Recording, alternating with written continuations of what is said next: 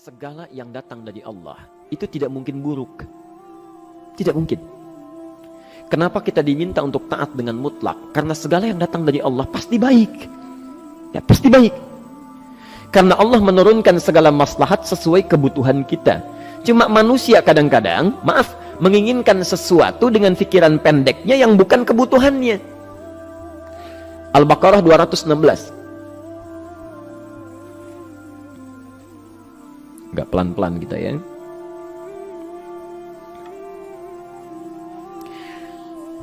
Bapak Ibu kalau diminta milih, pilih motor, pilih mobil. Pilih motor, pilih mobil.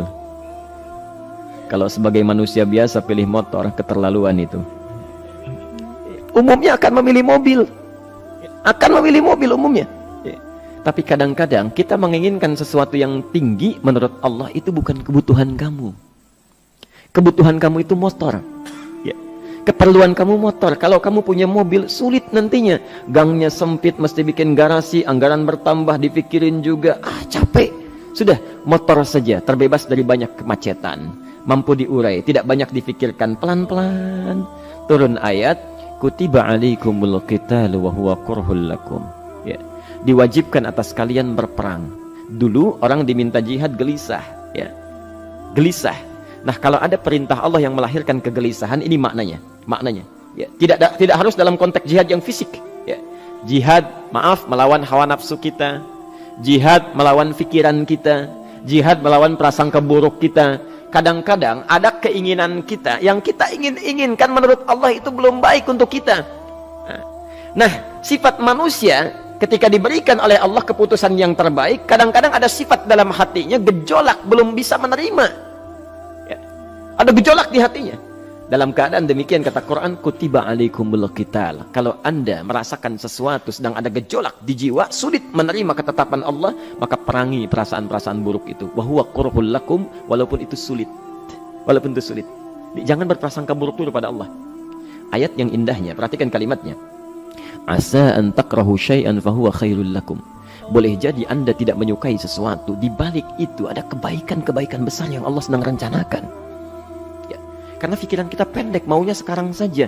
Tapi subhanallah, Allah sangat panjang, tidak ada batasnya. Allah memberikan maslahat sampai kamu meninggal, ini maslahatnya. Kamu berpikir sekarang saja. Wa asa an tuhibbu syai'an wa huwa syarrul lakum. Sedangkan boleh jadi di balik yang kita sukai ada keburukan yang sedang menunggu kita di depan ini, kamu tidak tahu. Ya. Apa logikanya? Wallahu ya'lamu, Allah tahu masa depan yang akan terjadi menimpa kita, wa antum la ta'lamun, sedangkan kalian tidak bisa membaca masa depan. Ya. Saya punya adik perempuan datang lalu meminta doa. Kak, saya ingin tes katanya. Ya, di salah satu bank. Kemudian sudah pada tahap akhir yang menurut hitung-hitungan manusia dan perkiraannya insya Allah lulus. Karena tidak ada alasan apa-apa lagi untuk tidak meluluskan.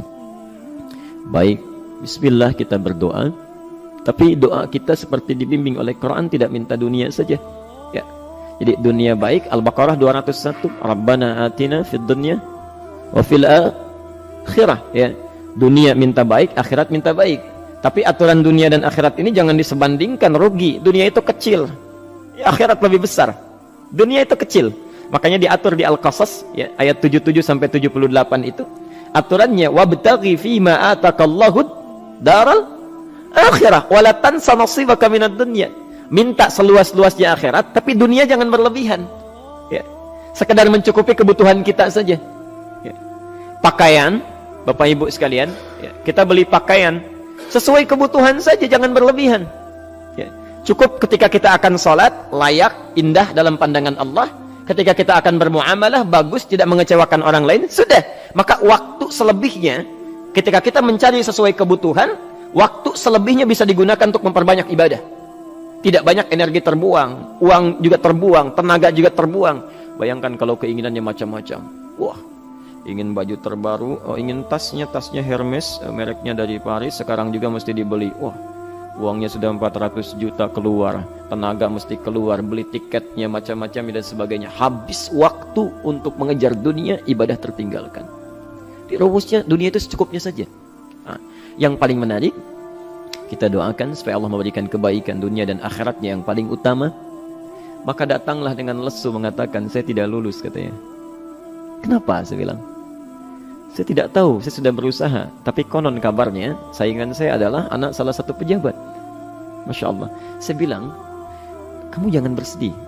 Kamu menginginkan sesuatu dengan pikiran pendek, Allah pasti memberikan yang terbaik yang tidak terlukiskan nanti.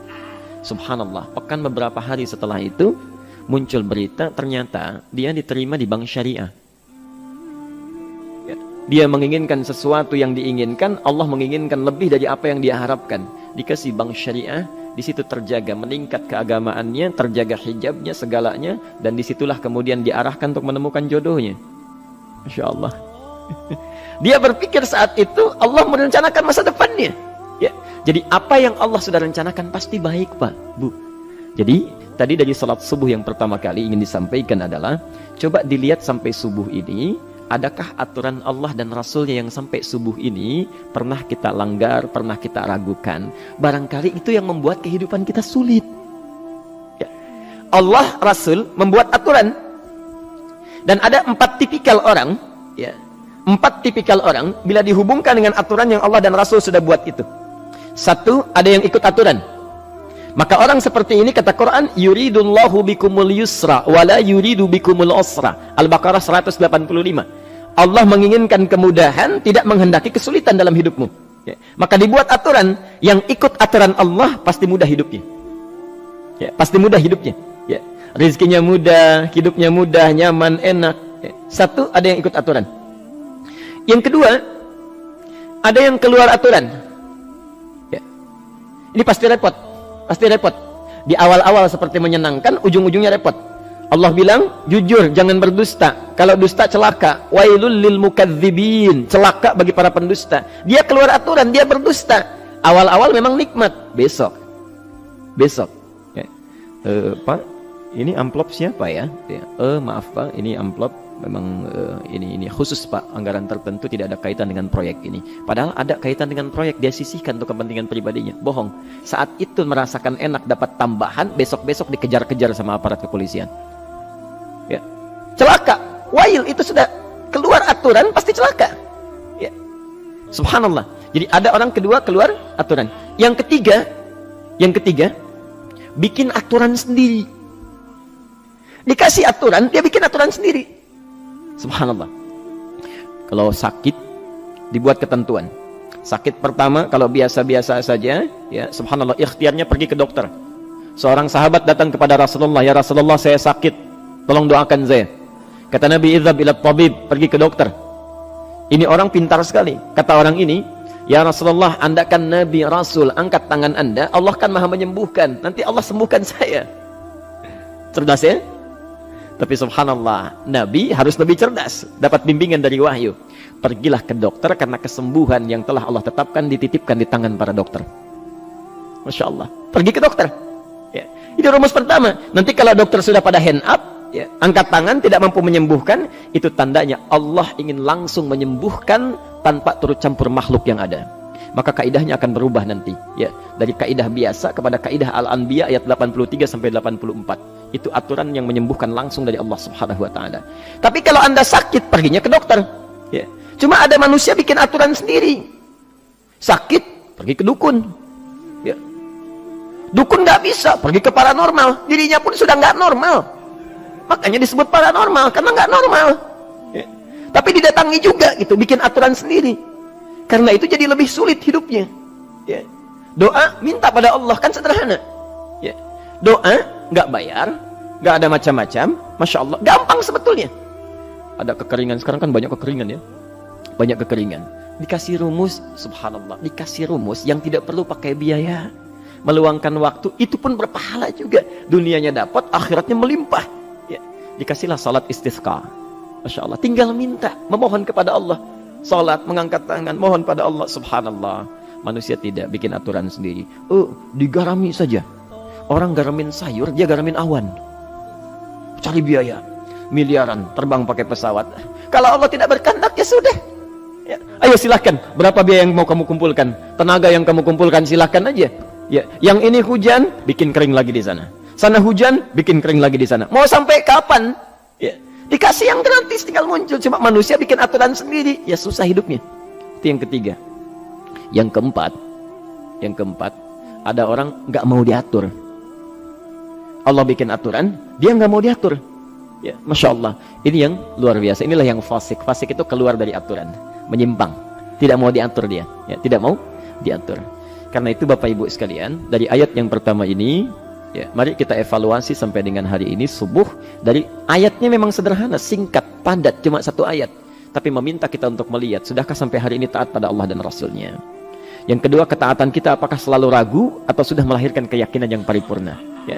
Yang ketiga, pelajari aturan-aturan Allah terkait kehidupan kita. Aturan salat, aturan muamalah, ya, aturan beraktivitas, aturan berumah tangga. Pelajari itu supaya mendapatkan kemudahan.